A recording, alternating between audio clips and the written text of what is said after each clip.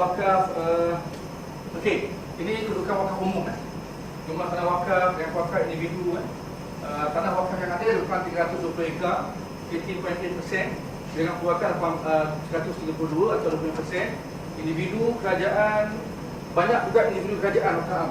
Kerajaan juga banyak membantu dengan konteks wakaf am. Kemudian jantina kita sebut tadi kan, wanita ramai 4%, compare to 20% yang tadi. Nampak tak? Individu yang ada ni. Sebab kalau baca sejarah wakaf, memang ramai wanita yang berwakaf. Di Turki misalnya ramai. Lelaki perempuan dah sebut tadi. Ini dari segi peraturan wakaf am mengikut kategori. Kerajaan 4%, individu 47%, masih ada 20% orang ramai 20% tak tahu, masih lagi dia tak tahu. Nampak tak sistem wakaf yang ada pada waktu itu masih tak dapat nak track data yang ada. Kemudian peraturan wakaf am terima masjid, nampak tak? Paling banyak ni masjid. Kan? Masjid terima banyak. Dan kalau tak tahu, maknanya sejak dan surau. Ini dari segi saiz tanah. Cantik kita nak tengok yang saya nak bawa kat you yang lebih 7 hektar cuma ada 18.2% saja, tak banyak. Paling tinggi 11 ekar saja. Itu susah dia nak bangunkan wakaf yang 11 ekar yang ada. Saya cuba buat kajian, saya cuba translate dalam bentuk saya ada kat sini. Saya buat figure sikit. Saya tengok memang menguntungkan.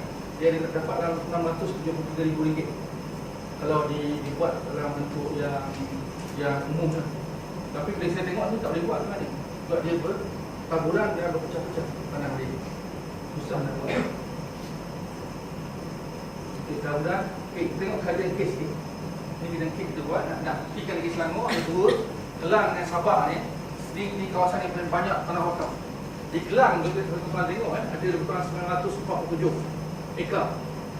Banyak Terus nak tengok betul tak betul ni. Saya buat ni, kita tengok mana paling banyak, dia pergi. Dia pergi rupa-rupa tanah wakaf tak ada. Kasih sama tak? Tak ada kat situ. Dalam data ada. Because Selangor ni antara yang paling canggih lah sistem ni. Tahun 2000 dah, dia panggil GIS sistem yang first pakai. Tapi tak ada. Ini masalah wakaf dia. Dalam data ada, pergi tak ada. Okay. Yang kita tengok, cuma yang dimanfaatkan di Kelang daripada 947 tu kalau ada lah, cuma 55 ekar saja.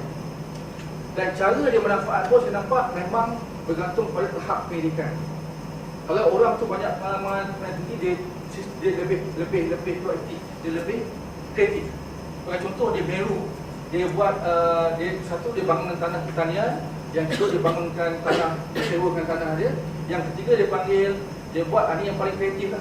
Dia buat tanah, dia bagi tanah free kat orang, tanilah bagi kat orang, dan dia suruh buat wakaf sampai 9 tahun, dan dia buat dua rumah, satu rumah untuk dia, satu rumah untuk diwakafkan. Bila kita buat calculation, memang yang wakaf untung, yang wakaf pun untung. Untuk dalam masa 25 tahun, dia dapat dengan RM136,000 kalau dia bayar. Sedangkan harga rumah cuma RM20,000 saja. Dia masih untung. Cuma yang saya nampak, bagus dari kreativiti dia. Bila kita tanya dia, siapa dia? Rupanya counter. Itu lah dia. Bukan ada, maknanya memang dia, idea dia ada. Dia memang dia mungkin berpendidikan, dia banyak baca sebagainya lah Sebab pada saya memang banyak pengaruh kita dan bila tengok di Sabrenam tak ada wakaf yang tanah wakaf ada, banyak wakaf-wakaf yang terbiar tak dibangunkan sebab di Sabrenam lebih kepada pertanian dan tak menguntungkan. Okay? So, banyaklah tanah wakaf yang terbiar yang tak dibangunkan betul-betul. Jadi kita buat responden dengan saya tadi bukan dalam 18 orang, termasuk 2 profesor daripada luar negara ya. Kita tengok masalah pandangan responden tentang halangan dan cabaran dalam menguruskan tanah wakaf. Satu, keperluan dana yang terhad. Semua orang setuju. 100% setuju. Pengusaha yang tak cakap, 100% setuju. Ketiadaan tenaga kepakaran untuk menguruskan tanah bangunan terhad 81%.